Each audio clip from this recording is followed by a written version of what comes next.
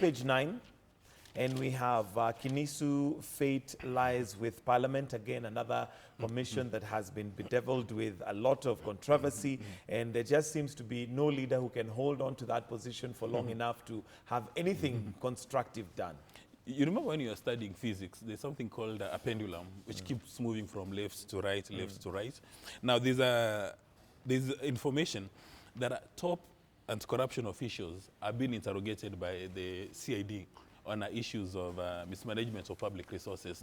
And on the same note, some top CID officials are being interrogated by Anti-Corruption Commission. So now you are beginning to wonder, are we going to go to the Kenya Airports Authority way, that we go to the UK or we go to the US and get a detective, a retired detective, give him a position to come and sanitize the Anti-Corruption Commission?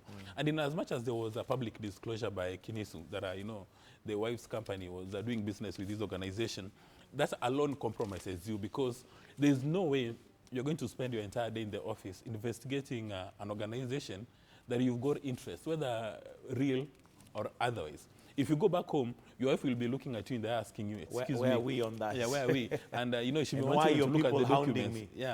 Yeah.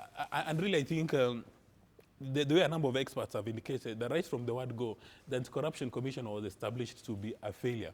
You ensure that the person who's been given this job either does not have a political capital to go ahead with his agenda, or that is going to be compromised at some stage.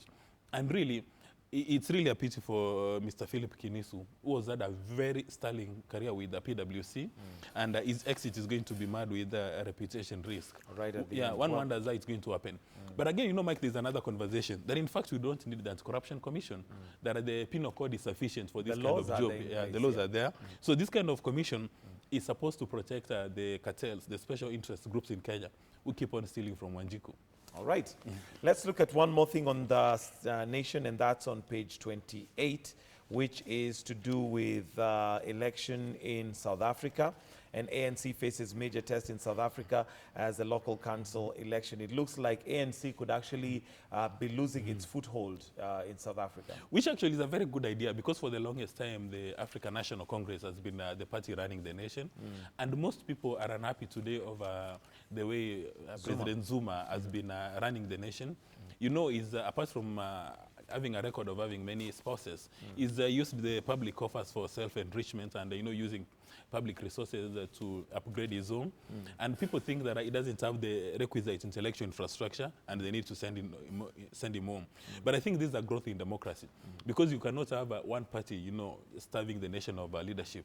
And one would even imagine that across the road in Tanzania, Chama cha Mapinduzi would also get very strong opposition, so that we can have alternative views coming into play.